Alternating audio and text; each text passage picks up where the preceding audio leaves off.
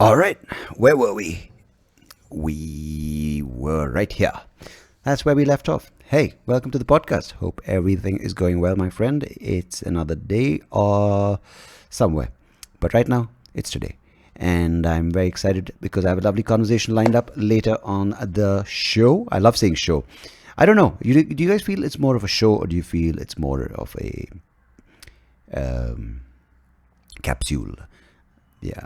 There's so many tricks. When I was working in radio, people are like, you should say you because you want the person to feel like you are talking to them. I said, yeah, but it's weird for me looking at a mic going, hey, you. It just sounds creepy, like, hey, you, I want to do things to you that are really, really sort of forbidden in the world that we live in. No, it just sounds weird. Unless, of course, I'm a sex show RJ or a sex jockey. Shit, man. Apparently, there's some show on Hulu which I haven't watched. I don't watch shows. I just hear about shows and I talk about them like I watched them, which is fucking epic, right? And you can pull it off in today's day and age, where you don't know much about things, but you just hearsay either through a few tweets or a blog here or a YouTube video there, and then suddenly just like, yeah, the other day I was watching this entire documentary on Giza, and I think that it's crazy how they did. I'm like, dude, I can do it as well. Like, so I was reading, okay, this is genuine. Everything, The Guardian has to make a feature, and even though I haven't paid for a subscription, I keep reading their articles. I'm like one of those cheap bastards. So that thing called Tommy and Pam, or Pam and Tommy, and they made a documentary, or not a documentary, it's a show about their affair and that sex tape and how they raise kids or whatever. And apparently it's like Pamela Anderson doesn't want, she's like, what the fuck, I don't like it. And strangely, when I heard that, I don't know, man. Pamela Anderson is such an important part in my heart, other parts as well. But it was quite sad to hear that they made a show with her not giving consent, and it's strange, right? Like when she was doing Baywatch and whatever happened, and this is something that I'm sure even other people now, maybe something they should be aware of, that once you're out there, you're out there. People just take it and run with it, whatever is out there. So yeah, it's important to know what you're putting out there, because it's ridiculous now. Like the access to risque material is so easy that you might say, oh, I got an extra number of 1,000 likes because I put up a more revealing pic, but that is one step away from next thing. Maybe it's a video, maybe next thing, but yeah, you might get more attention, but you also can get exploited, is what I'm maybe trying to say. But speaking of getting exploited, yeah, this thing really pissed me off. Fuck, this guy, apparently, okay, for those of you who haven't heard the podcast before, and you don't know me, I'm sure you probably have already tuned out by now, so fuck you. I'm from Bangalore. I live in Bangalore, and I do have a FASTag, because this is what is relevant. I've got a FASTag for two cars. Now, I don't drive one, obviously, because I don't drive either, but one car is my wife's, and she uses it within the city. And we have another one which we sometimes take outside. Now, the FASTag wallet is common for both the cars. And my wife's car, as I said, hasn't left the city, hasn't crossed a toll in almost a year. Almost 2 years, let's make it. Or let's make it 5 years, right? Let's make it 1 month, whatever. Or let's make it, what is important is that there's a guy sitting at Chowkiman Toll Plaza, which I found out is somewhere in Haryana. Has to be. This fucking scam always starts there. Sorry, is there any Jat boy listening? I'm not saying all of you are. But some of you, more of you than should have this scamish intention, has been using my FASTag license plate. And the first day I got the notice, I'm like, where's my wife going? And she was right next to me. I was like, where are you going with the car? It's such a weird feeling. I'm like, Nibs, do you think someone's stolen our car? She's like, I came back from work 2 hours back. And I said, someone's taken it and gone? I'm like, but then I looked up where's Chowkiman Toll Plaza. And okay, actually, the first couple of days, I just let it go. I'm like, maybe it's a glitch. But then I was like, is someone taking my car? Then the next thought was like, let me Google where Chowkiman Toll Plaza is. And turns out it's in the north. It's in somewhere, Chandigarh or Haryana, one of these things. I'm like, what the fuck? And it's continuing. It's happened now for the past, since Jan 1st. and my wallet is just being drained. And every time I top it up, because sometimes when we go out, as I said, I take the other card because it's linked to this wallet, it comes with penalty fees. Like, you have not. I'm like, what the hell? I'm basically funding some fucker his commute every day. $50 and it's a 50-20, 50-20, 50-20. There are at least 15 transactions like this. So finally, clearly I'm lazy, because clearly 6 weeks later, I woke up and I'm like, this is outrageous, this behavior by this Haryana boy, or man or woman, or maybe it's a Haryanvi who's doing this ridiculous shit, FASTag stealing. So I called up. And the people who man the HDFC FASTag toll-free number also seem like they live near Chowkiman Toll Plaza, because I pressed English as an option, and they speak English like they speak Hindi, man. It's crazy. Like, hala. It's like, no insult. I mean, of course, yeah, fuck them. But first of all, the call dropped 4 times. The moment I entered all the options, I got to the place, and she's like, hello. I said, I have a complaint. Sir, you are not able heard. And I was like, hello, and they just dropped the call. Of course, I'm going to get a lot of hate for my impersonation, which was bang on, by the way, of this toll operator. Not the toll operator, the toll-free number operator. Remember, the story has a toll and a toll-free number operator.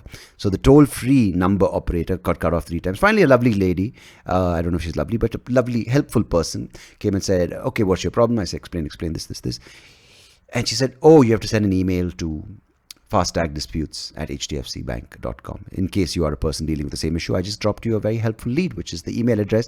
I had to send screenshots of all the transactions, plenty of them, I think 11 screenshots, a photo of the front of my car, not the back, because of course you don't trust people from the back, because there could be someone else with the same license plate number as the front. Man. And the RC card, or the registration card, whatever, the RC copy. So I had to send that, and then I got an acknowledgement saying your email has been received and acknowledged. Our team will investigate. If it needs more time, 5 days is the minimum, we will investigate. So I hope if you are that piece of crap sitting in Chowkiman Toll Plaza using, again, I got another message for $20. I don't know do you guys know what will happen? Because I don't know if I'm going to get reimbursed, but I just don't want to top up every time for another guy's fucking commute. I find that pretty ridiculous. Yeah, I don't want to reimburse. I just wanted to stop. But I think otherwise I just have to close that wallet and get a new FASTag for both cars. But if I ever do visit Chowkiman Toll Plaza, I'm going to, yeah. Anyhow, yeah, interesting things. And as I said, man, today's guest had a pleasure. Clearly, the toll-free operators rubbed off on me. Not rubbed off. Oh, come on, Sandeep. Choice of words. I don't think you want to be rubbed off by... Yeah. Today's guest, what can I say about him? I met him for the first time on the podcast, Anirudh Kanisetti. He's an author. He hosts the Echoes of India podcast, the Yuddha podcast about military history. He's going. We speak about his area of interest and what he loves studying and writing about and talking about, which is history, more importantly, medieval history, and more specifically, medieval history specific to the southern region, the Deccan region. Just the ideas of how history isn't something we have to look at mainly through the main texts or the main narrative. The idea that, history existed in isolation, dynasties and empires existed in isolation. We talk about how the sort of global phenomena. We talk about the globalization that existed, trade, influences, cultural sort of interaction, and cultural marriages, and like the mixing bowl that we talk about, the melting pot that existed then, and how we can sort of learn about what we are going through, and how history is actually continues to live on as we live on. And I think the biggest thing is just not to look back and say, oh, history's done, and sort of take parts of it to suit our convenience, but to also just say this is the larger picture. So Anirudh's done a great job of bringing that to life in our conversation. And of course, I ask him a lot of questions, which I then don't let him answer. But yeah, I'm trying to let them speak. I think Anirudh has done a great job of sharing what he has covered in his, life. As he's not a historian, he says so himself, but someone who loves studying and researching and writing and talking about it. So he'll tell you about that, about his book, The Lords of the Deccan, which is out now. You can pick it up on Amazon or any bookstore. And do read it, of course. You must read it. And I'll listen to it when it's out in audio. But before that, you must listen to my conversation with Mr. Anirudh Kanisetti, coming up right up on the other side. Thank you for listening as always. And do tell anyone you love about the podcast. Till next time, goodbye, God bless, cheers, and see you on the other side.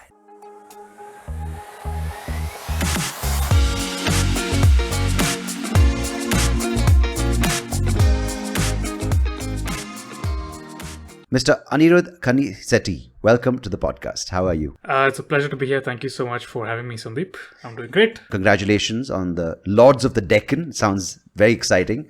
I hope it comes out in audio.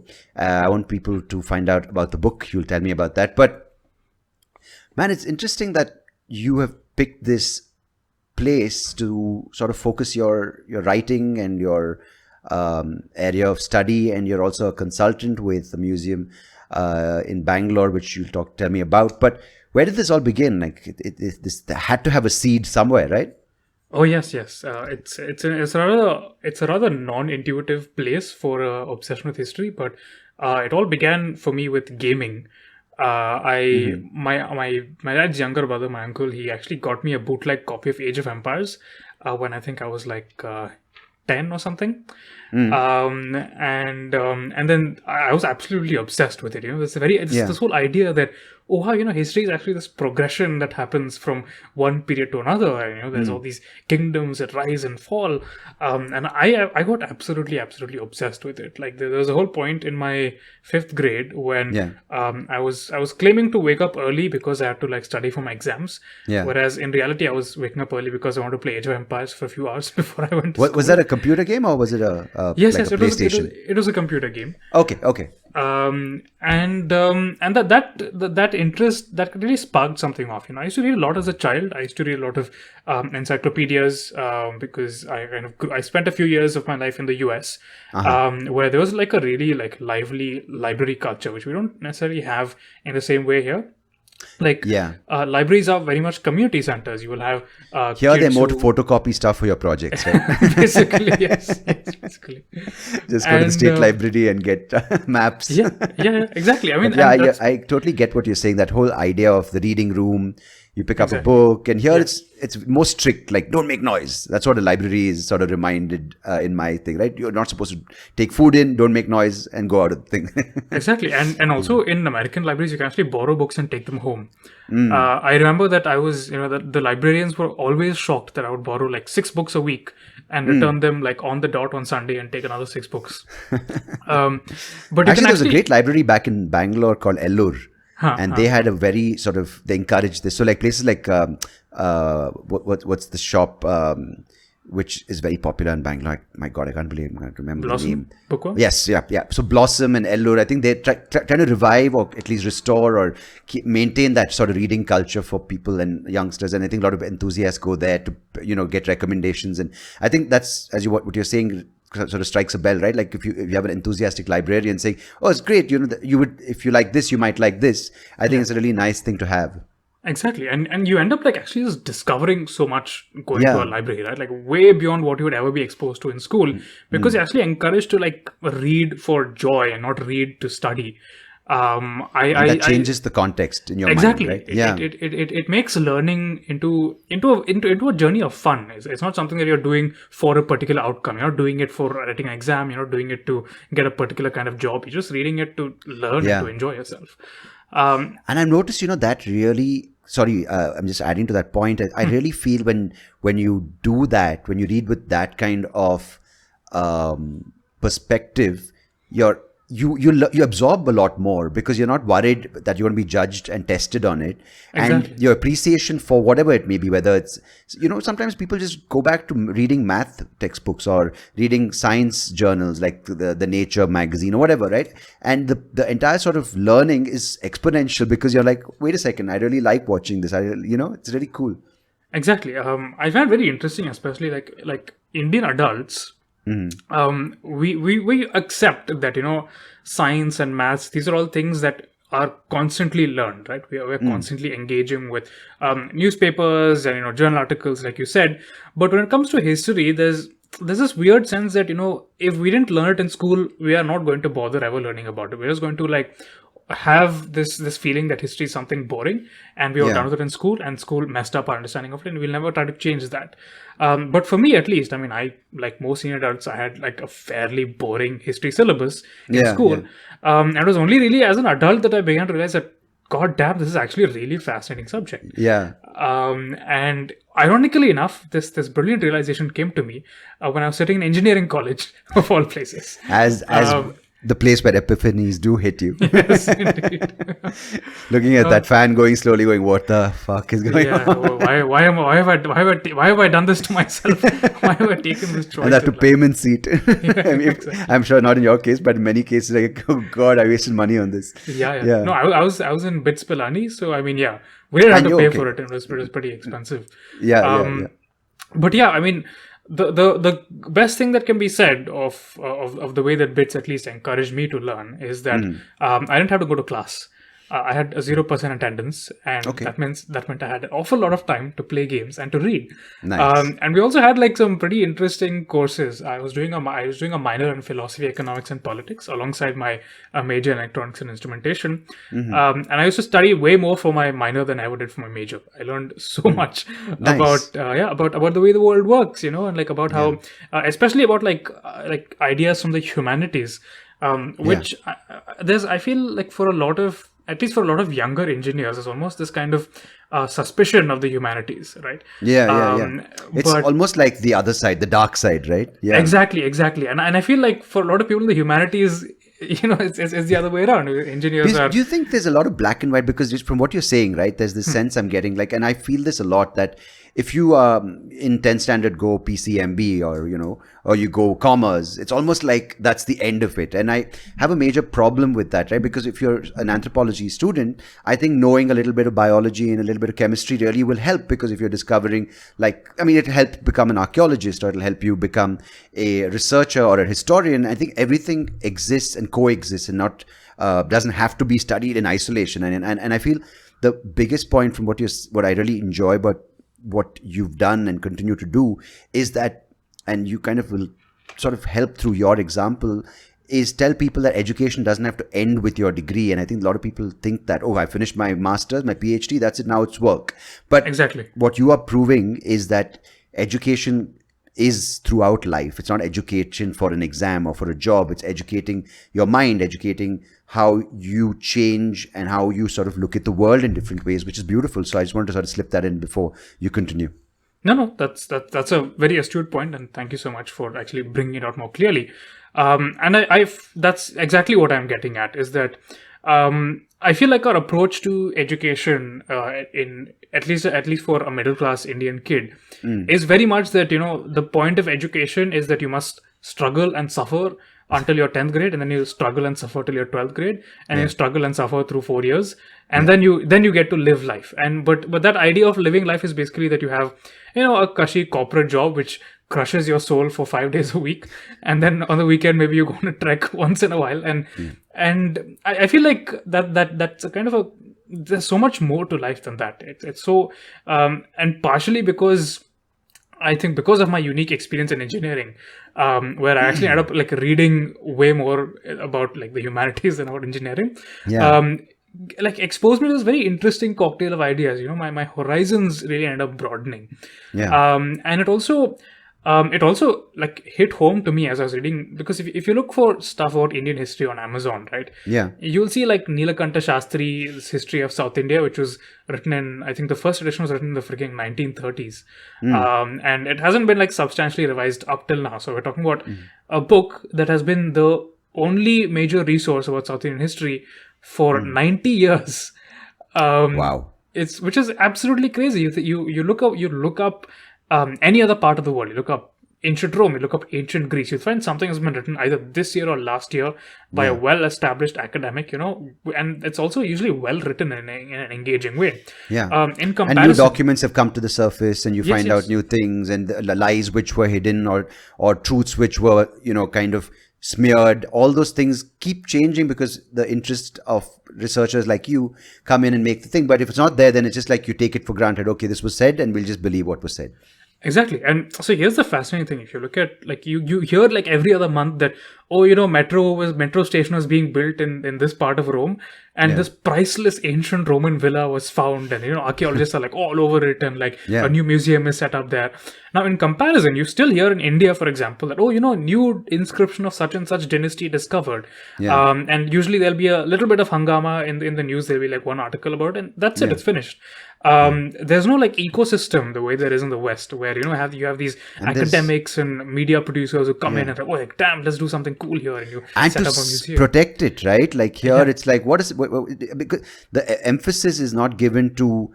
I mean, because immediately it becomes political, right? Like if it's something which is from this dynasty, some party will be like, no, that's ours, and other party will be like, no, that's theirs, and it becomes infighting. Exactly. But it's what you're saying is so sad that we don't cherish that sort of that importance to that period, or is not given the value that the people in certain Western countries or Eastern countries do it, because there it's non-religious, it's non-political. It's like, wait a second, this is a part of this land, and it doesn't matter whether it's got any significance to a certain community. It's just like, can we respect it for what it is, which is a period in time which this country went through, this land went through.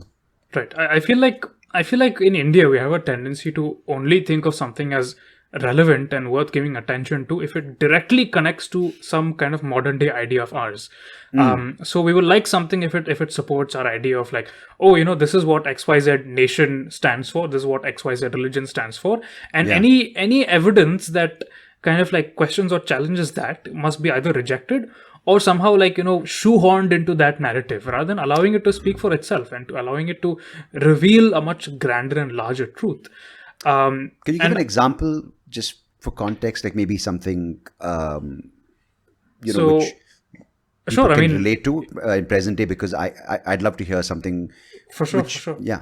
So if you think of the excavations at Kiladi, for example, in Tamil Nadu, they're absolutely fascinating because they reveal to us that there was some kind of urban culture in Tamil Nadu many centuries before the Sangam period, which is when we know of a lot more towns and coastal ports emerging in Tamil Nadu, and all this poetry starting and the emergence of the Chola, Chera and Pandya kingdom. So there was clearly something earlier happening there.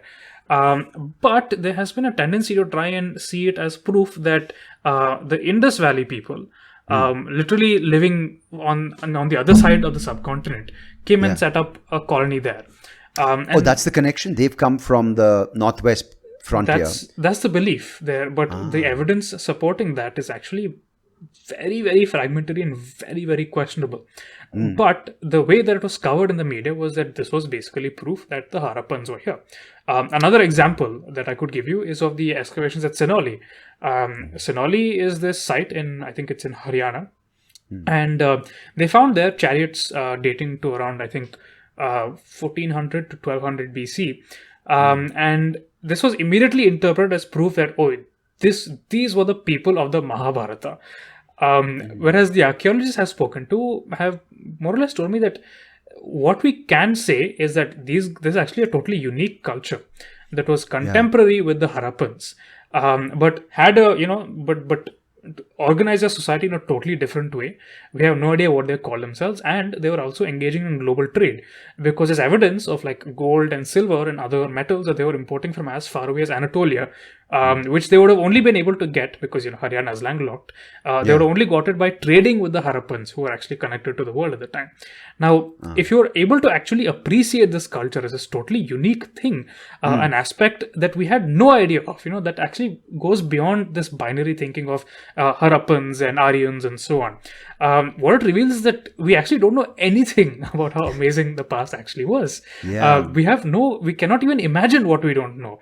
And when something new comes up, if the immediate instinct is to try and fit it into what we do know and ignore the stuff that is not convenient to that narrative, and to only fund the stuff that is convenient to the narrative, because there were immediately all these documentaries that were produced about the secrets or the warrior women of Sinali and all that. I mean, they don't allow you to appreciate the uniqueness of what may have actually been, what might actually have been existing in the past. As I really like saying, the less we try to force our ideas on the past, the more we can appreciate the wonder of what it really was. The second that we actually allow the evidence to speak for itself, the second we kind of take a step back and say, this is our shared heritage, and how can we actually be better custodians of it? How can we actually understand it as it may have been meant?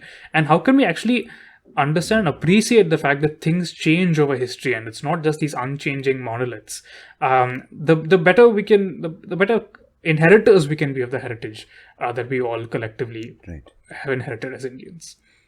And it almost sounds, and it's almost like we are holding on so tight to our beliefs that we don't want to let the new information sort of broaden our horizon, right? It's almost like we've been taught this, that's it. It's almost like we've mugged this up. I don't want any more information because it's going to challenge the way I'm thinking, right? Exactly. And this sounds like, if you actually let these nuances, like, okay, this group doesn't have to be the group that we think it is, which is what the major text. It's almost like we have these major brands, and that's all that has to be propagated. The smaller brands are not given a chance to flourish because it doesn't suit the narrative by the majority, right? Or whoever it is. But so what does someone like you do then? Say you have this thing which has come from gaming. It sort of took further root when you were reading these textbooks in your engineering program, which is of course great that you were allowed to take courses in your minor, which were philosophy and economics and various other things that sort of also go to shaping your interest further in this space. From there, where's the next step for a researcher like you to go into the sort of Deccan region of India? Where do you find your information? More importantly, where do you start? So I feel like the basic thing that I try to do with all my work now is there's this concept called historical literacy. And when I say historical literacy, I don't mean in the terms of knowing that XYZ things happened and, saying that, we didn't know about this. This was all hidden from us by some conspiracy of school teachers, and therefore we must find this out. For me, it's more about how do I teach people about the way that history is written. Because as I began to read all these academic texts about Indian history, I realized that historians are actually, there are a lot like detectives, in the sense that they will go and they will try to find evidence, and they will try not to let their biases and their ideas affect that. And they will try to construct a narrative saying that, okay, so maybe this is what this evidence means. Maybe this is how we're going to interpret it. Now, contrast this to how history is talked about on social media, for example. You'll have some individual who'll take a photo of some random out of context paragraph from some book and say, this is proof of this horrible, terrible thing, or this amazing, glorious, magnificent thing. And if you don't immediately agree with this, then you are a traitor to such and such cause. I think that's that line, that's that 3 words, out of context. This Exactly. just sounds like that's the byline of our society today.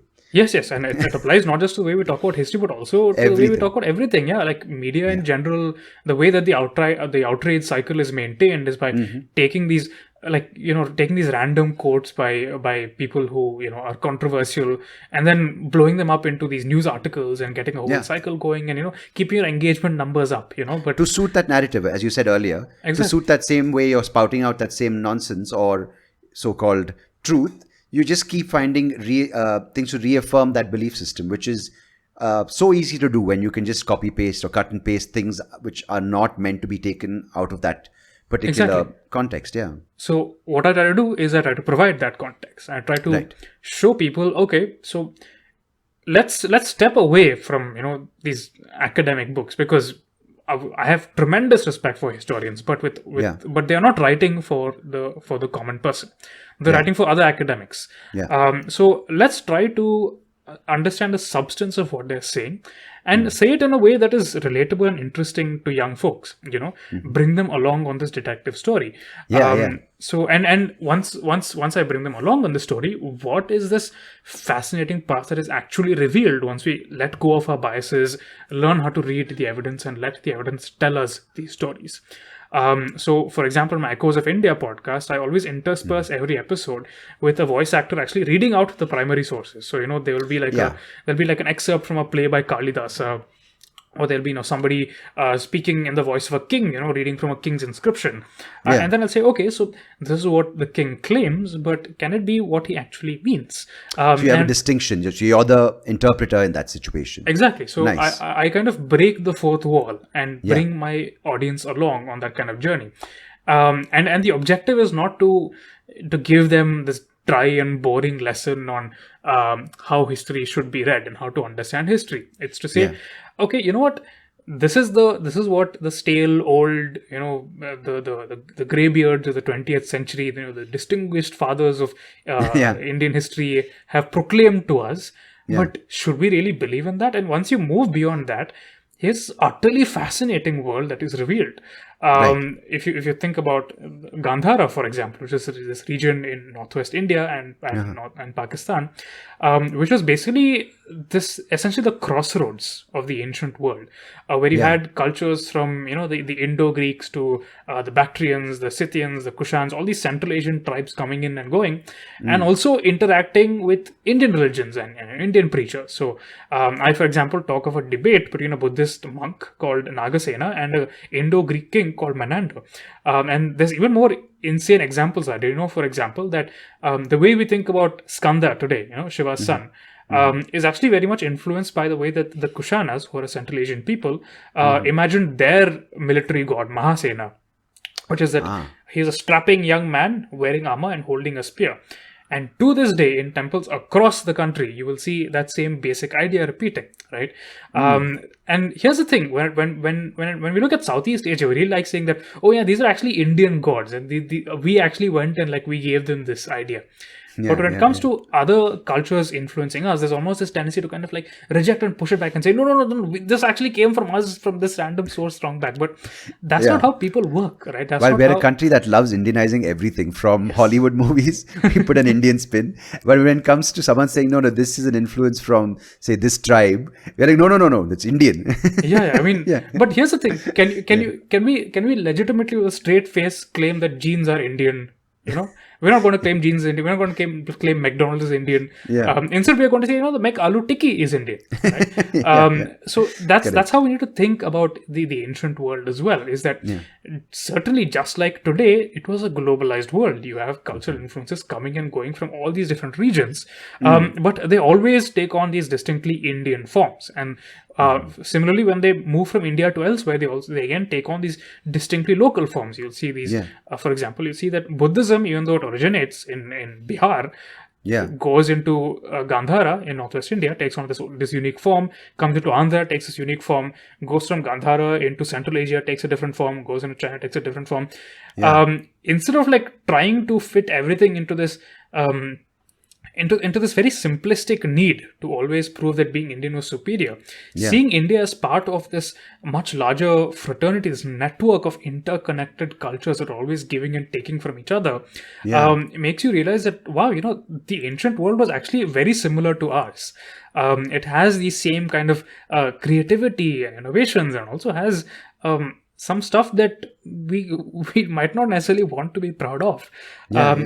Because if you look at our world, Sandeep, anybody will tell you they are not happy with the way our world is. They say, these issues, I don't agree with how the world is looking. But when it comes to our past, somehow it must always conform to our needs of some kind of utopian society. And it must always tell us that the past was the glorious place and we must want to go back to it.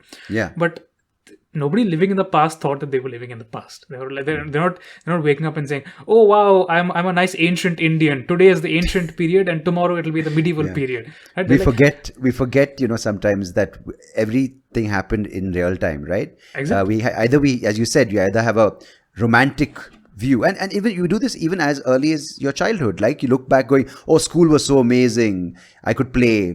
But when you were a kid waking up going, you don't go, "I'm a kid enjoying school," right? It's so weird that we have this tendency to forget and either romanticize or demonize also, right? Saying, "I hated my childhood." But you have to take it in even there, its context, right? Because what's important, I think, what you're saying is that if you take that time, if you're a time traveler, if I go back in time, I don't think the 5th century BCE was a good time for a visually impaired person, because I don't think they might have had great footpaths, because I complain saying Bangalore's footpaths are horrible. I can't walk down the road with my cane, but I still have an iPhone which can read out to me, right? Now, did that, will the 5th century, I can't transport myself. So what do? I have to look at the information available for what it is, as opposed to going, "Oh, it's great to, I wish I was in the era of the Game of Thrones," or something like that. Right? Because you would not have survived for very long. I don't think so. I would have fallen off the fortress wall quite quickly, along with Tyrion Lannister. Yes. And that's the thing. Like, how do I put this? Like, imagine somebody like living 1,000 years from now, looking back and saying, "Oh yeah, if I was Mukesh Ambani, I would have had the best life ever. I would have done this, I would have done that." And like that's what it's like when you say, "Oh, if I went back to this time, I would have been this king and I would have had a great time." Correct. No, you would not have had a great time, because you would more likely than not have been assassinated on your 3rd day of ruling. Or your 5th wife would have poisoned you. Exactly. Tinder didn't exist back then, my friend. Yeah. You know what's so weird? I actually had a bit about this, saying that we go back and we discover, as archaeologists, we look at arrowheads and we say this tribe existed by these lakes in this particular province of America, or we go and say this was a part of the Indus Valley, this statue which was proof that yoga existed. I'm like, I have this joke going, if that's the case, what is the future, like 2,000 years down the line? Some archaeologists say in the present MG Road area, and they're like, "This plastic bag showed at Garuda Mall." Yeah. Like, what are we leaving for our future? And that's just a silly joke I cracked when I was thinking about historical context. But what, in your opinion, and in your sort of past few years of doing the podcast and now research for the book and this sort of love you've developed for this space, what do you think is the purpose, or what does history serve to teach us, or the role of history for people, present day and going forward? That's a very interesting question. And let me just say that I fully agree with your metaphor. That is quite literally exactly how we talk about history, is that we just take these things and if you look at the remnants that these medieval kings left, right? They would have donated something to a temple and then leave a little grant, written in copper plate or on stone, saying, "Oh, I was so great and I was so amazing and I was so devout and I was so humble and I killed so many people and I destroyed so many cities, but I'm really down to earth and I'm so nice." And imagine somebody 1,000 years from now taking an ad by some political party and saying, "Oh wow, XYZ politician is claiming he did this. This is proof he actually did this. He must have actually done this. Everybody must have loved him."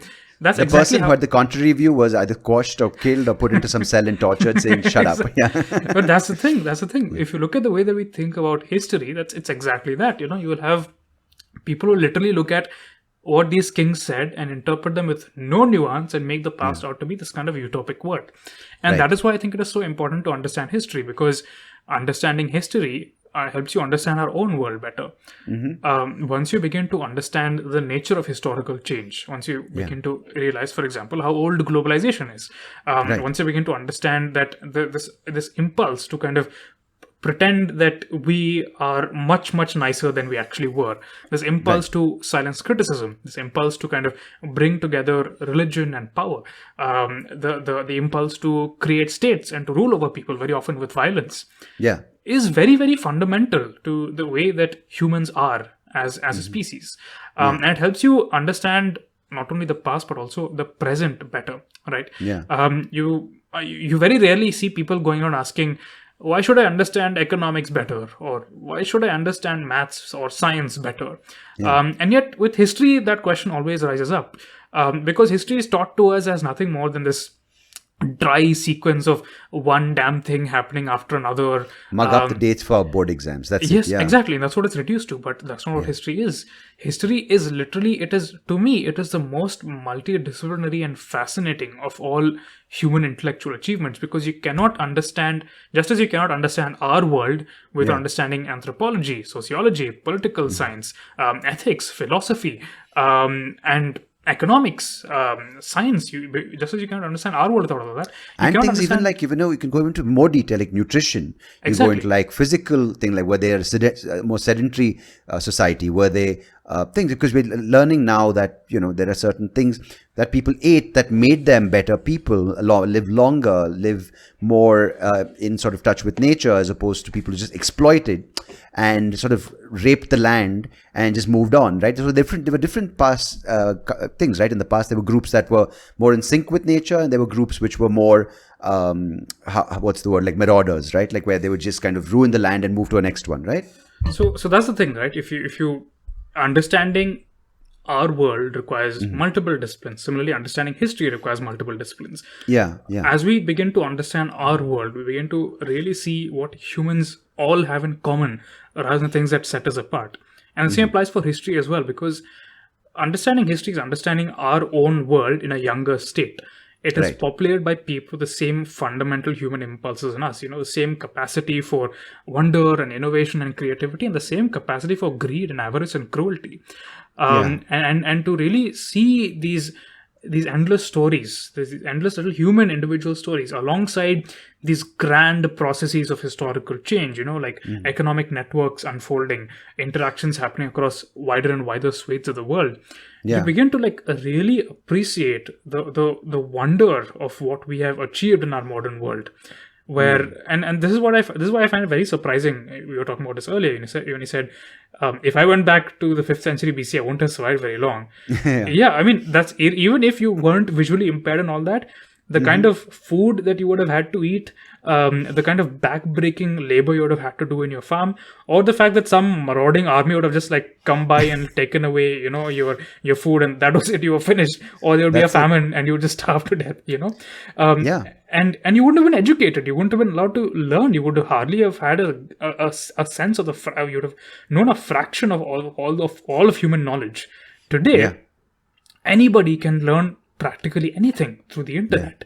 We have healthcare. We have food available at relatively cheap prices compared to how expensive it used to be in the past. We have much better nutrition. We have much better. I mean, everything has improved, and it kind of shows you that how far have we come as a people. That we are no longer constrained to the opportunities being available to the top 1%. I mean, not to say that isn't still the case, but now there's more opportunities, and we can do definitely more, at least higher quality for more people. Yes. I mean, earlier 1% would get everything, and of course now 1% gets a lot more. But earlier the other 90% would go without food at all. Now at least they have little more food. It's not great. It's not great. But I'm sure the person in the 5th century BC would.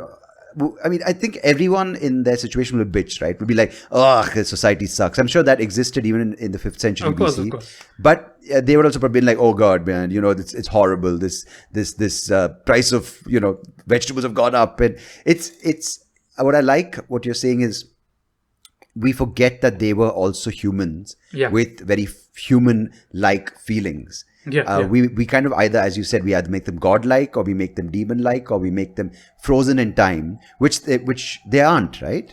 Yeah, exactly. I mean, in my podcast, actually, my favorite podcast I've ever recorded is where I'm walking through the city of ancient Ujjain and happen to end up in the courtesans district, and I meet two guys who are sitting and gossiping about life in the city. As we all do. Exactly. And that's the thing.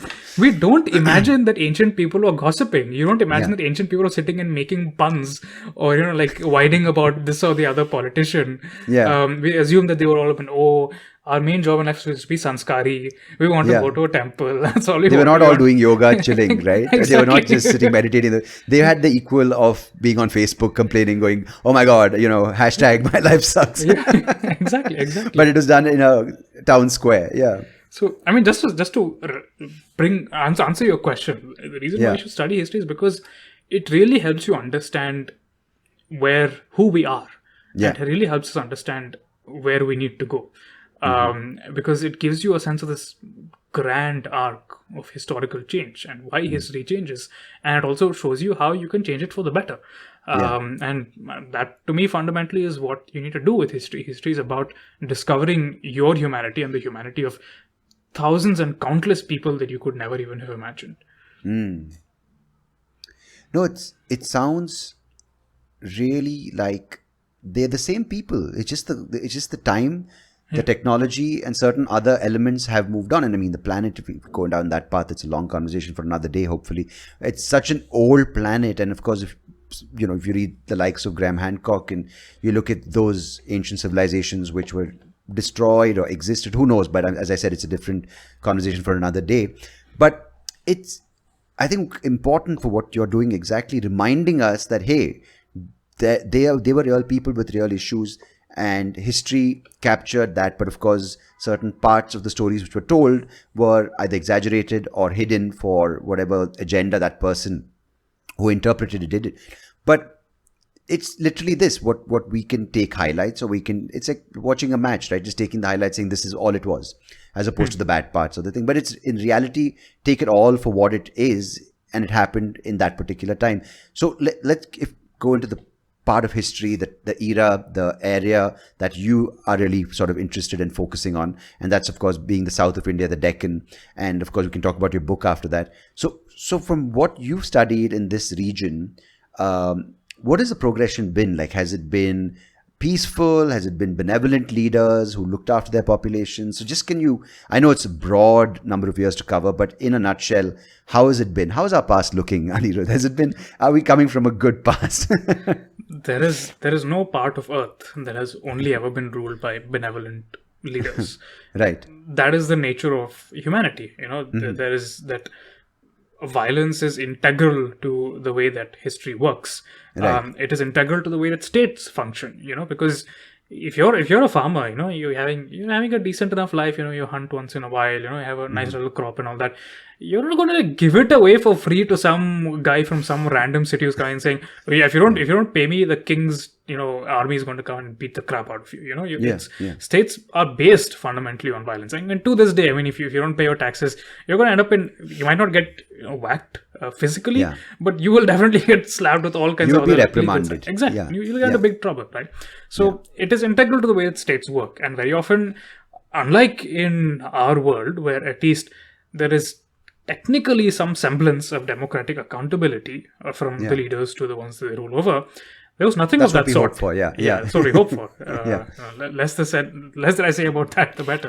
Exactly. That's a slippery slope. Let's not go down there. Yeah. But in terms of how the medieval world worked, I mean, imagine literally that all your hopes, like let's say that you had a famine or two, and the only way that your family is going to be fed the next year is if the king agrees to reduce taxes.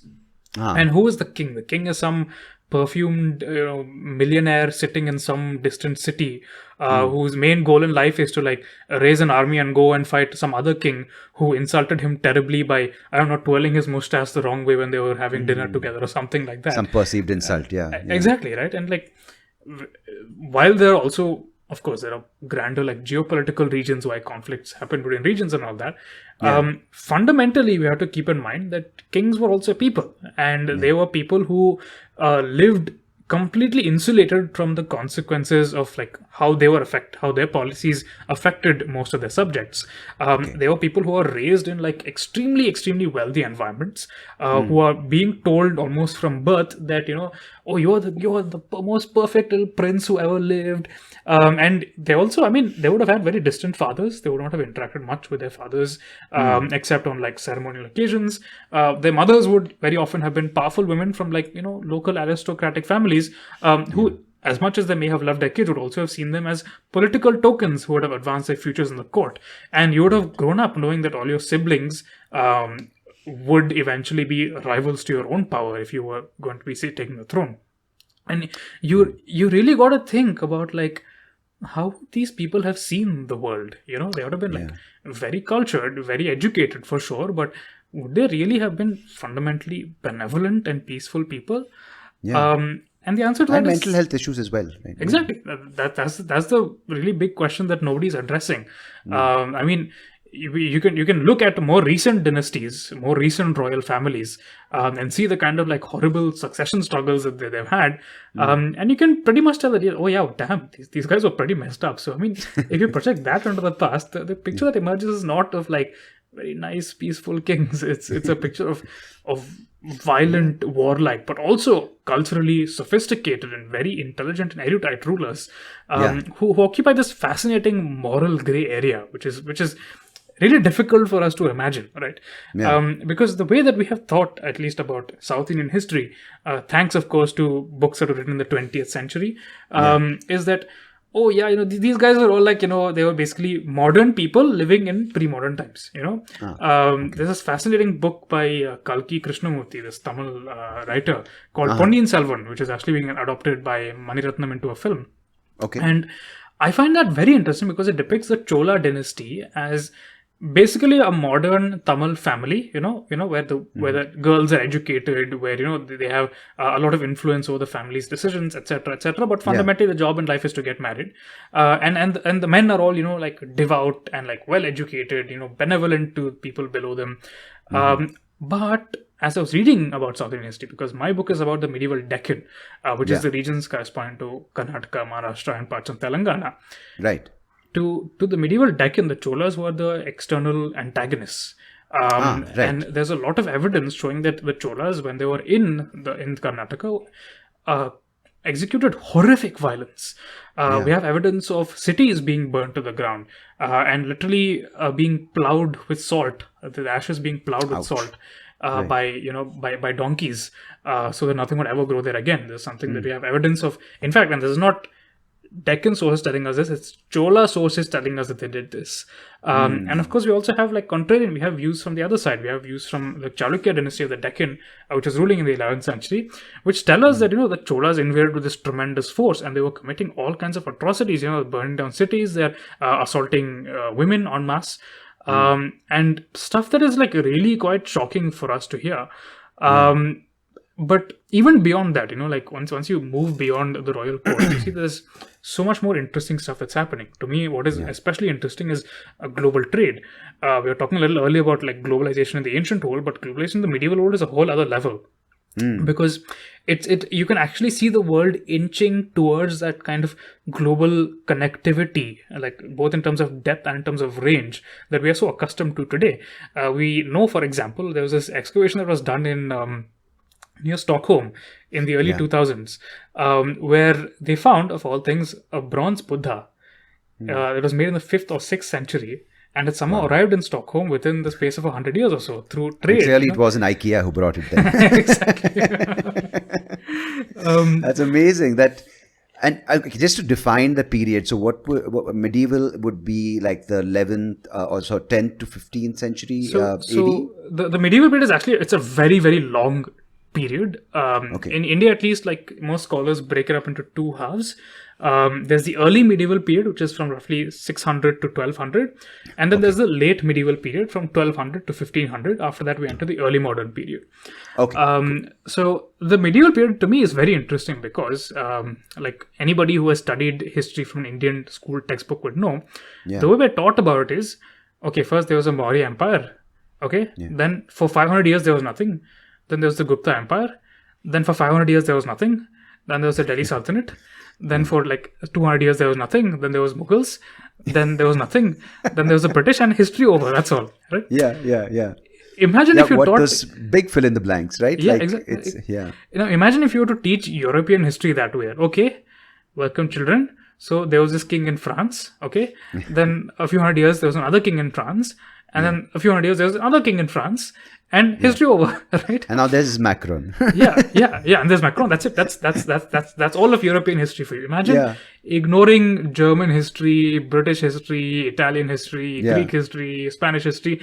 But that's basically what's happening in India. Like, not only do we... But also the silliest thing in that way of approach is that in every empire or every dynasty has it's worth studying, but Right. by ignoring the others, what is stupid is that it obviously the Maurya Empire was influenced by other things, right? Which were, and those were other things which by studying you understand influence. So even if you're a person who's only dedicated to studying, say, the Guptas, it's key to understand other dynasties around in that time, because you're like, Exactly. okay, as a result, it's cause and effect, right? That's a very interesting point, right? And I think you've like touched upon something very, very important, is that the way we think about India's history is based on this artificially lobotomized jigsaw patchwork of things that are meant to give us this particular idea of the past without teaching us more deeply about the nature of historical change and how every region in the subcontinent actually interacted with and influenced each other. Because you never have such a thing as a purely North Indian history or a purely South Indian history. These regions were historically always interconnected. We know people and goods and all that were moving through them historically. So why do we assume that their history was somehow separate from each other, right? Why do we assume that the history of one region is less important than the history of another region? Which is nonsensical. I mean, how many of us know about the history of Odisha, for example? Like, it's absolutely shocking to me that nobody knows about the history of Odisha. How many people know about the history of coastal Andhra? Nobody knows. Even if there is some knowledge in one particular state about the glorious dynasties and so on of that state, they're always taught of these dynasties as somehow being militarily superior and dominant over the other state, and like feeling that they have to be proud of or ashamed for some of the other military defeat of some dynasty and some random king thousands of years ago. Who cares? We need to understand that our ancestors did not have the same kind of political identities and same ideas of national pride that we do. And when I say national pride, I don't just mean in terms of Indian pride, but also in terms of Karnataka pride or Maharashtra pride or Telugu pride, right? Or North Indian pride or South Indian pride. Yeah. Exactly. It tends to be a bit of a divide now, us versus them, right? Like you have to fall into a category. I am a Kannadiga, so I'm proud of Karnataka, Kannada, or within Andhra, Telangana, that divide. Like it's become, I feel. I mean, I wanted to just ask you that before you go down the path of what they experienced. Do you feel? Yeah, I mean, I don't want to take away from the point, but with more and more connectivity in today's day and age, where we say, oh, we are the most globalized world it's ever seen with technological connectivity, do you feel there's more of a divide as a result? I would say the issue is not connectivity necessarily so much as the way that the connectivity is being used. Because the connectivity is being used usually by entrenched political interests to spread this very simplistic us versus them dynamic, which they know is politically expedient to them. Which was not really the case historically, right? Historically, the more globalized you could be, the prouder you were of who you were. That is why most pre-modern Indian courts actually went out of the way to be very multi-ethnic and to be very multilingual. And you would thrive, right? Because you would then get, say, an astrologer. Like if it's a Greek ruler, he would get an astrologer from India who would know, say, certain celestial knowledge, or would be like the counselor. Then you would get, say, a beautiful, a craftsman from China. So your court would be filled with multiple skilled people, right? Is that what you're implying? Exactly. And it's not it's not just courts, but also in terms of how merchant communities went and interacted, right? Like you'll see every city in South India will have like a thriving Marwari population who are like traders, work in like they sell provisions and so on, and they usually speak the language. I mean, I know at least in Hyderabad, like when growing up in my neighborhood, there's a little Marwari Kirana store. They could speak better Telugu than me, like way better Telugu. It wasn't even a competition. I mean, the same thing Marwadis in Bangalore. Like you go to a Chickpet or you go to like a SB Road. They speak amazing Kannada, right? Exactly. Yeah. And that's the thing. Like especially in southern India, it has always been a very there are like multiple kind of crossroads between the regional language zones where there's always this very multicultural stuff happening. So if you look at North Karnataka, for example, it's like this zone where the Telugu and Kannada and Marathi zones all interact. In addition to that, you have influences coming from the wider Persianate world. So you have this very interesting eclectic mix of languages. You see, Dakkani becomes a very big thing there, and there's a reason why it was Persian influence in North Karnataka. Yes. I mean, Persianate, I think, is a better term for it. But Persianate, definitely Persian, because yes, Persians were immigrating. In fact, in the 16th century, the Bijapur Sultanate was promoting the use of Kannada Kannada and Marathi in administration and saying, no, we have enough Persians, you all can go to Vijayanagar. And Vijayanagar was attracting Persians to come and settle and, work as military advisors and that kind of stuff. So that's the thing. And even up till very recently, up till the 19th century, even the 20th century, if you still have like Telugu neighborhoods in Bangalore, for example. There were Telugu settlements in most of northern Tamil Nadu. You would have people who spoke Telugu at home and spoke Tamil on the streets, or spoke Kannada on the streets, and they were not seen as likewise even Marathis. Exactly, and they were not seen as being any less local than anybody else. Because it was okay to have these multiple identities. Your identity said nothing about your loyalties to your local community, right? Absolutely, which is a really important point. Exactly, which is something that is not necessarily the case now, even though we are much more connected. And so why is that? Is connectivity is not the issue. If people could be so multicultural in a world where travel was so difficult, then it is the filters. It is the way that we think about identity, and the political environment and media environment has changed. So yes, that I hope that answers the question. No, it does. No, it in fact raises more questions, which is good. I think, you speak about Hyderabad, because for me, Hyderabad also is like a second home, because mom grew up there. And, as she talks about that, because she could speak fluent Hindi, and the Hyderabad Hindi has got a lot of Urdu influence. She could speak Telugu fluently, and her friends were across various groups. And that's what I think is such an important thing of history, which I like reading now. And, sadly, there are not too many options. Fortunately, it's increasing, the options on audio of Indian history being represented by modern interpretations.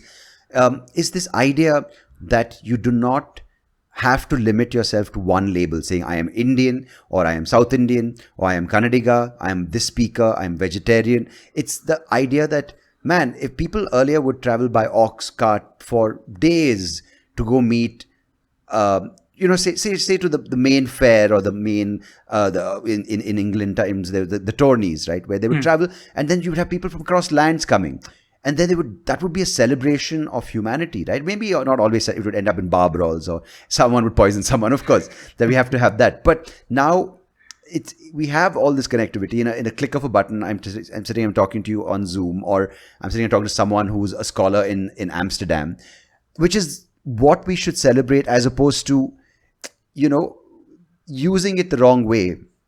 And I mean, it's not a question. It's just sort of, my little sort of rant about what's happening. What is someone like you? So let's go into your book, and, maybe talk about that, use that as a sort of the framework or the backdrop for our next few minutes. Sure. So, Lord of the Deccans, that's your first book. Congratulations again. Thank you. You can go get it, and we can put all the details later in the description, and it'll be in the description already. But what was your intention when you set out to write this book? So I found very interesting how in this little discussion that we just had, you said, let's say, in medieval England, when people were, riding on a cart and going to a tourney, right? When you think of the medieval period, Indians have lost we don't even know what medieval India was like. Yeah. If you say the word medieval, the immediate thing is Game of Thrones, European knight riding on this big horse. It's all well War of the up Roses. and all that. Yeah. Exactly. And I wanted to paint an image of medieval India that was as searing and real and morally complex and full of brilliant, erudite, violent people, just like our world is today. I wanted to make it very clear what medieval India was like, what its society was like, what its polities were like, but also tell that within a very engaging narrative of not reducing kings and queens to basically these devout people whose main goal in life was to go and fight one battle and build one temple and die. But rather as complex people with upbringings, insecurities, and ambitions, and how they're struggling to fulfill that, fighting against all these other brilliant and ambitious people. Within the context of a very globalized and interconnected time. Because there's so much scholarship saying that, oh wow, medieval medieval Arabia was very cosmopolitan. Medieval Europe was very cosmopolitan. Medieval China was very cosmopolitan. Yeah. Medieval India was, I don't know. I guess India doesn't really matter. It's just nonsensical. India was. Have you read the Mahabharata? It's automatically. It's like the big daddy always comes in. Yeah. But I mean, the Mahabharata it has been a supremely culturally influential text, but it's just one among tens of thousands, if not hundreds of thousands of texts that were produced. But where are those texts, right? Where are those stories? They've mostly just been lost, and that's the utter and tragedy of it. Is that there may be manuscripts just moldering away in some library somewhere, waiting to be translated. Maybe they're a part of a private collection, and I don't know, sold as firewood or something like that. Because this kind of thing has happened. That's the weird part, right? It could be sitting in someone's Godrej cupboard. They didn't even know the significance. Exactly. And these guys are just like, it's so sad because when there's no knowledge of the value of these texts, right? Someone will say, oh my God, you have the original copy of the first, Ramayana written, which will go for billions. But then they're sitting on like thousands of manuscripts going, because I don't know the value and no one's taught me how important this period in our history was, or this knowledge was not shared to me, I don't know the worth of restoring it or maintaining it. None of us do, with whether it could be temples, or it could be mosques, or it could be buildings, or it could be anything, right?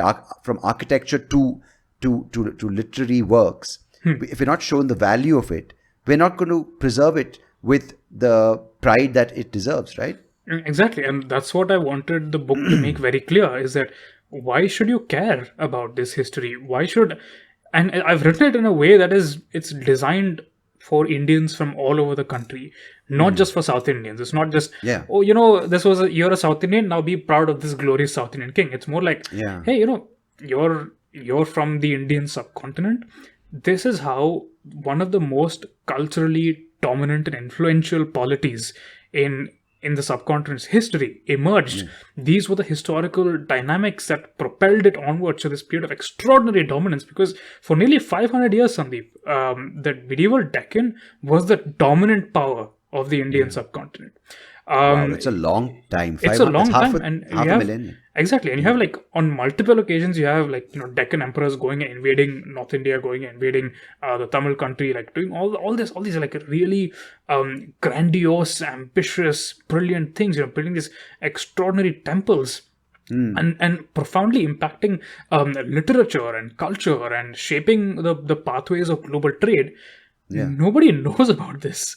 Nobody cares about I'm clearly in shock, because I know a little, because of course I've been reading a little, but it's amazing what you're saying right now, that for 500 years there were groups from this region, being Maharashtra, Karnataka, and parts of Telangana, that were a dominant force. I didn't know that. I didn't know that they were even a force to reckon with, right? They were. They absolutely were. In fact, we have evidence from Arab travelers writing the 9th century who said that there are 4 great kings in the world. The first is, of course, the Abbasid Caliph. The second is the Emperor of China. The third is the Emperor of Rome. And the fourth is the Emperor of the Deccan. So the Deccan was clearly recognized as a global superpower by its contemporaries. Right. But since it did not fit into these modern unitary ideas of what Indian history should look like, it has been totally ignored. Just like ignoring the history of Germany and the history of Europe. You cannot understand the history of India without understanding the history of the Deccan. And especially in such an important period, when the Deccan was such a major cultural, military, economic juggernaut, and so profoundly shaped the history of, the history of Telangana would have been totally different if not for the empires of Karnataka. And then, of course, in a little beyond that, if you look at the 1500s, when you have the Vijayanagara Empire, the Vijayanagara Empire's history would have been totally different, not for warriors from Telangana, right? It is not this unitary narrative. Oh, this region has been superior. It's always how do these dynamics and interactions emerge, and how do they take these very complex forms over time, and how do you actually see them in the evidence that survives? You asked a question earlier about the evidence, which I was not able to get to, but I think now's a good time to address it. Is that most of the evidence that survives is just royal land grants, right? And like I said earlier, it's very difficult to write a history from that, because looking at modern political advertisements and trying to write a history of the 21st century, you're going to end up missing out on so much. But another thing that survives and that hasn't really been studied to its full potential are sculptures and temples. Because the way we think about them are just like, oh yeah, if King XYZ made this, King XYZ must have been so devout and he was so sanskari. What a wonderful king. Yeah. But once you understand the context in which the sculpture was made, this sculpture is actually very similar to the sculpture made by this rival king who this king defeated. So maybe what he's trying to do is he's trying to say that, oh, wow, I defeated this king, so this god is now favoring me and not my defeated king. Therefore, I'm putting my king, this sculpture here, right? And it's like Elon Musk and Bezos having off this rivalry, right? If people look back in history, going, his statue was bigger, or he went to the moon first, or whatever. That's the only story we hear, right? We think that there is a reason why, right? But if we only take that, it could be the person with the biggest social media marketing budget, right? Only their story gets told. Yeah. Exactly. And frankly speaking, building a temple, which is this enduring monument in stone, which many people have visited for generations, was the equivalent of like social media marketing to the medieval world. It's how you advertise the fact that the gods love you and the fact that you're so rich and wealthy and powerful and all. And you're a patron to these poets, to these painters, to these sculptors, to these builders, and you give them money saying, "Hey, make sure my brand sticks out." Right? It is literally that, and it is actually very interesting to see it from that perspective, right? Because once you get rid of this quaint notion that kings must always have been these devout and pious and boring uncles, basically, and instead make them into these figures who have marketing budgets and who are like actually indulging in who are actually indulging in brand building and who are trying to figure out and like constantly innovating in terms of how the brand is presented. I actually show that in very great detail in my book that, this king is saying, now look at this guy, he comes to power and now he sends some poet to look at this older inscription of this other king. He just copies that whole damn thing to make him seem like, I was actually from the same family and I was actually the same, that family was great, so I'm also great, It's so interesting to now once you see these nuances and you stop trying to fit these kings into these stale modern stereotypes, and you allow them, the sources, to actually breathe life into them, these very complex individuals who have ambitions and dreams and goals, and who also in very profound ways are very unpleasant people who would not have wanted to be around these guys. Then you can tell a really fascinating story of a really fascinating and important period, and that's what Lords of the Deccan basically is. Brilliant. So is it, I haven't got a chance to listen to it. I hope it comes on audio soon. But so what is your plan with this? Are you going to do it as a series, or is it a one-off book and you're just going to keep it there? So what are your plans, next steps for Anirudh as an author of this genre of thing? And actually, I forgot to ask you, with this book, have you woven in some facts? I mean, a lot of facts, of course, but have you woven in fiction as well? It is entirely factual. Everything that is in the book is based on hard historical evidence. Though, of course, I do every now and then allow my imagination to breathe some life into these scenes. Right. So you take historical fiction is there. There is a little bit of creative I wouldn't say that fiction is the right term. But I will give you an example. So we know how these kings would have dressed, right? We have all these sculptures showing how they would have dressed. They would have had these kind of necklaces, these kinds of clothes. We have evidence that shows the kind of prints that they may have had. Or we have literary evidence which says, okay, on that day when this great battle was being fought, this is how the Tamil soldiers looked. Right. Yeah. So I can say, okay, so now I have these two kings who are coming towards this confrontation. So how can we imagine what this battlefield might have looked like? This is what sculpture tells us that war elephants look like. This is what literature tells us that fighting war elephants look like. And so I try to actually conjure up the scene for the readers. Imagine the splash of hot blood on the dusty battlefield, and the screams of elephants and horses and of men being trampled underfoot, and then the blowing of horns and conch shells as the kings sitting far behind the front line decide where they want their divisions to move. That kind of thing, And also you have to fill in the thing, because I'm sure when you're trying to say a story there, and then as the general or commanding the left flank is passing on orders, he has to speak, right? Or she, as the queen was telling her counselor that my son is growing up into a monster of a king, you need to make up, or rather you have to give dialogue there, right? Because the reader needs fluidity, right? They need the continuity. You can't just say the battlefield was set, okay, next chapter, right? So in a lot of cases we don't have those exact dialogues, but we do have these land grants, right, that I was telling you about earlier. And we know these are things that the kings actually either said or had their poets say. Or we have literature that a king may have written. So we know quite literally this is what the king said. So I interspersed the book with that as well. So when I talk, for example, about this fascinating text called the Kaviraja Margam, which is this 9th century Kannada grammar. In fact, the first known grammar of this very courtly, polished, aestheticized Kannada. It begins with a preface by this king and his court poet, where he says that, the Kannada spoken by the commoners is horrible. It is full of blemishes and terrible sounds. And my book is going to correct that. It's called the Kaviraja Margam. Kaviraja Margam, yeah. I think R.V.S. Sundaram has a fantastic translation of it. And so if you take a quote from that and say, so this is what the king says. So what does it reveal about how the way that he thought about Kannada, the way that he thought about the language spoken by subjects, and how he was remaking it for his own ends and needs? What could these needs have been? Right? So you can bring forth all these nuances while basing them on hard historical facts without having to make up these dialogues. Because how can we know how these people spoke? We just have I mean, they would not have said something like, my son is growing up into being a monster. She would have said something on the lines of, such and such minister, or when she would have used such and such flowery title. Mahasandhi Vigrahaka, XYZ person who has been doing this, that. They would have had this very formal register. That they won't be like FML, right? Exactly. So we can't recreate that, but we can.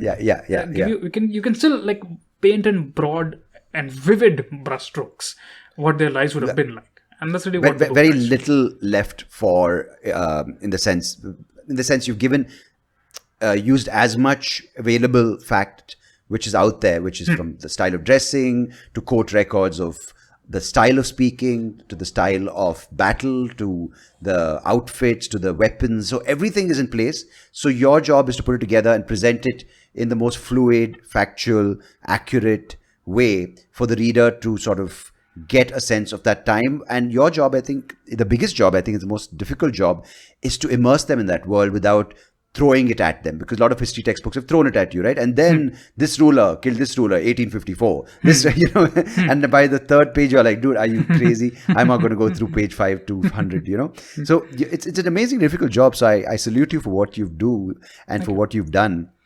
Even with the Echoes of India podcast, it's how do you, it's almost like you're re-educating and giving people this opportunity. I wouldn't even say a responsibility, an opportunity to say what history is relevant. We have this thing without going, I told you Kannadigas were the best, without that extreme of either saying we didn't know to we knew the best. It's such a great opportunity and it's such an amazing responsibility, and I'm glad you've taken up. It's a big task, and I know it's glorious when the book is out, but I'm sure it must have been you must have had some nervous moments going, oh crap, is this the right decision, right? Yes. I was very, it took me almost 4 years to actually like research and write and edit the book. And like, especially there were multiple occasions I was like, do I really know what I'm doing? Is this really going to be interesting? Are people going to read this? Am I telling this to them in an interesting way? And that uncertainty lasted right up till my publisher sent it out for blurbs to like a lot of senior people, and there's incredible responses, man. Ira Mukhoti, Rana Safvi, T.C. Raghavan, all well-established historians like said wonderful things. Manu Pillai as well. But for me, I would say that the real the most amazing moment was when William Dalrymple, who apparently is, doesn't write blurbs for just anyone, never heard of me, has no idea who I am. Apparently was, he actually told me this in an interview that I did with him. He was apparently chilling in Angkor. And he happened to like have an email with my book proof in his inbox, and he was like, I'm just going to take a glance at it to see like what's in it, like how bad could it be? And he next looked up 3 hours later, and by which point of time Angkor was closed to tourists, and like he was just utterly and completely sucked into the book, and he sent this amazing blurb calling like just saying that this book was thrilling and it was groundbreaking and all these amazing things. And to have, because William Dalrymple was narrative nonfiction was the first like major works of history I read when I was in college, and to have him saying this, I was like, Okay, I must have done something right after all. Dude, that must have been quite a moment, right? And I think those are those highlights. It's not about how many you sell. Of course, it'll sell many. I hope, and Thank you. I'm confident, right, with your passion for this subject. But it's amazing with just that one thing, right? Like when you were just saying how he read it and this thing. It's like for me, like a Dave Chappelle saying, "Dude, I loved your special," or like a Joe Rogan saying, "I like listening to your podcast." Right? It's just one of those things that I don't think any number of listens or downloads or how much the podcast or the book gets sold for of course that's important, but these kind of things are the ones you'll remember, right? My first book, the proof was read by this person I really revere. I kind of love his work, and now he acknowledged me and as a peer, which is great, right? Yeah, it was really a incredible and almost a really humbling feeling also to say that, okay, wow, I do know what I'm at, and I am being recognized by people who've done so much for influencing the way the Indian history is thought of, and maybe in some way my future work will go on to do something of that kind of impact as well. The pressure's on now. It is. It certainly is.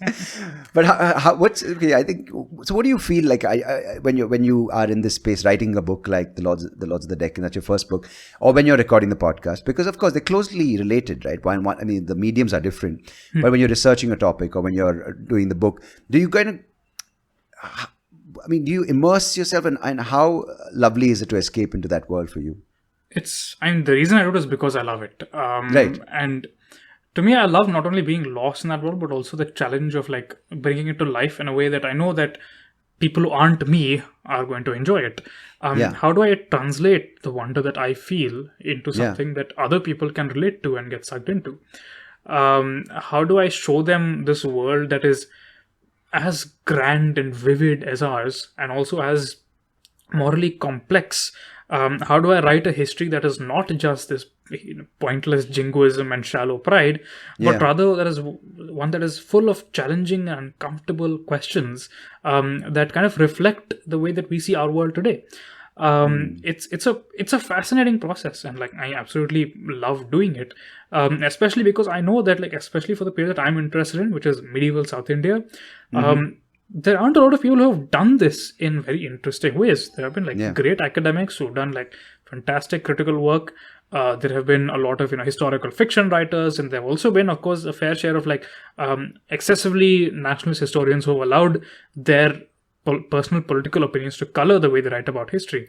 How do I take in the useful parts of all that, digest it, take in all the dry academic tomes, and also incorporate my own experiences, my own observations of humanity and the way South India is today, and use that to create a profoundly new and vivid and engaging South Indian history that also sucks people in and doesn't let them go?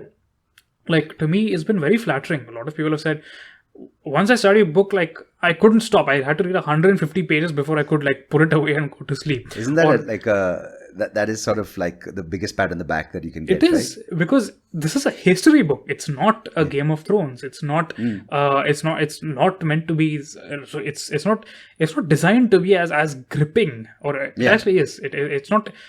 Most people don't expect that a history book can be that gripping, but the fact that it is tells me I've succeeded, not only in terms of my skill as a writer, but also my skill in telling human stories. As an investigator, as a storyteller, yes. Because the facts have always been there, but clearly it hasn't been captured as well as it should have been, because otherwise history would be as popular as, say for instance, like politics, right? Or whatever the equal thing is. Like I'm saying, it's clearly someone had to do it, and I'm glad that you did. And for someone listening right now who wants to pursue a study and is interested in what history has to offer with whatever period it may be, there is scope for a lot more authors like you, and a lot more researchers, and a lot more investigators and storytellers, right? Yes. And I genuinely hope that Lords of the Deccan actually sparks off more curiosity among South Indian kids, and not just kids, of course, like people, adults, anyone, to all the listeners of Sandeep's show, if any of you are directors or producers, why don't you get in touch? I think that would be a great thing which would come out of this episode. If I could get some people who listen to, marry the idea of your stories to another medium as well. Exactly. And that's what I feel like that's the absolute need of the hour.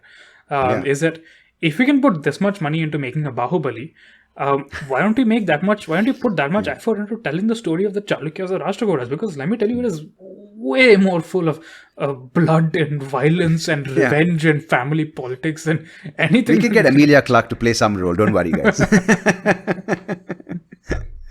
No, man, it's so amazing. I feel the energy from listening to what you've said so far, and I hope it, can translate to excitement in the reader. Of course, the people who read your book already love it, and I hope the people who pick it up do go pick it up. First of all, you can get it. Where can people get your book? And if you can drop the details of your podcast as well, that would be great. Sure. They can get it anywhere. Amazon is selling it. I think we've actually sold our first print on. We're going into reprint. Nice. Yes. It's available in most independent bookstores like across the country. In Bangalore, for sure, I know that Blossom and Bookworm have a good few copies. In fact, the good folks at Bookworm told me it's been flying off the shelves. And like a friend of mine in that's Delhi, our friend Krishna, right? Yes, Krishna. Yes, of course. Yes. Yeah. Krishna and Preetham have been sending me photos of empty shelves. And that's and it's great. I mean, the thing is that in the pandemic, we saw a lot of empty shelf photos. That was for different reasons in the grocery stores. But this is a great reason why it's empty. I still remember when I first came to Bangalore in 2017. Or actually, I'd been there a little on an internship, but the first time I was actually renting my own flat. My first taste of corporate life and all that. I went to Bookworm and I was like, you know what? I can buy any book I want. I was like, do you have any books on the Chalukyas or Rashtrakutas? And they're like, no, sir, sorry. And now my book on the Chalukyas and Rashtrakutas is right there. It's off the shelves. Yes. It's crazy to think about. So, you said you're from Hyderabad. Yes. And you live in Bangalore now. I lived in Bangalore till the second wave hit. At which point I moved back to Hyderabad. Okay, so right now your home is... I'm in Hyderabad. Yes. Okay, so home's always been Hyderabad. I will be visiting Bangalore, and I do visit every now and then, and I'm going to be coming next in end Feb to do a book signing at Bookworm and a few other events. Hey, lovely. We should meet then. We should catch up for a drink and continue this chat, because, I was born in Hyderabad. It's not a publicly known fact, but this place called what's it called? Domalgoda. Yeah. Near Tank Bund. Yeah. I used to go by Tank Bund all the time to the British Council Library. It was there? Okay, yes, okay. So fantastic. No, Hyderabad for me, when I go there now, it's Gachibowli and it's Madhav Nagar. That's it, right? All the shows are in high-tech city. But man, even that whole Charminar area, of course, it's crowded as hell. But it's, that stretch, if you go on Tank Bund Road, I don't know if it's still there, but there's that old, this thing. What's it called? Words are slipping my mind today. The tank, that old tank which was there. I don't know if it's still there. I used to be fascinated by that. I'm like, oh my God. So clearly, what I just want to end this note on is like, there are small symbols which could transport you. Yes.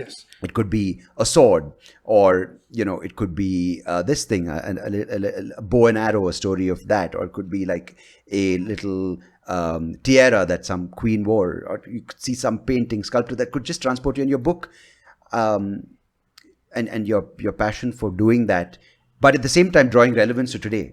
I think I salute you for doing that and attempting to bring people this idea that, hey, it doesn't exist in isolation. We continue to be a part of history, and we continue to create history. Thank you, Sandeep. And if I could just add to that, sure, historical artifacts are a great way to think of the fact there are all these times that are like still with us in some way. But to me, at least, like the more I've learned about history, the more awed I am by the very fact that we exist and are doing the things that we're doing. The fact that I'm wearing a kurta, which is a form that was imported to India from Central Asia about 500 years ago. Or that I go about in jeans, which are this particular kind of pant invented for miners in California in the 19th century. Or that you and I are speaking English, and the English that we speak is a result of British colonization, but also it is deeply influenced by Indian inflections and Indian phonemes and like in like quirky Indian sounds. Like we'll say ha for yes, for example, or Hyderabad would say how, that kind of thing. There's all these little influences that if you really know how to search for them, you realize that history is never something that's always in the past. History is all around us, and that's the reason that my podcast is called Echoes of India, because the history of India, if you know how to listen for it, echoes around us every moment of our lives. Beautifully said, my friend. Congratulations on the book. Thank you. Congratulations on the ongoing podcast, Echoes of India and the Yuddha podcast. And I really appreciate you taking the time to join me and to share your story and your love for what you do on this podcast with all my listeners. And I think from all of us on the SoapyRao show and who listen to the show, congratulations, good luck, all the best for the future, and looking forward to the next book in the series, or just the next book. So yeah, good luck, and I hope to listen to the book soon. Thank you. Thank you so much, Sandeep. Cheers. Take care.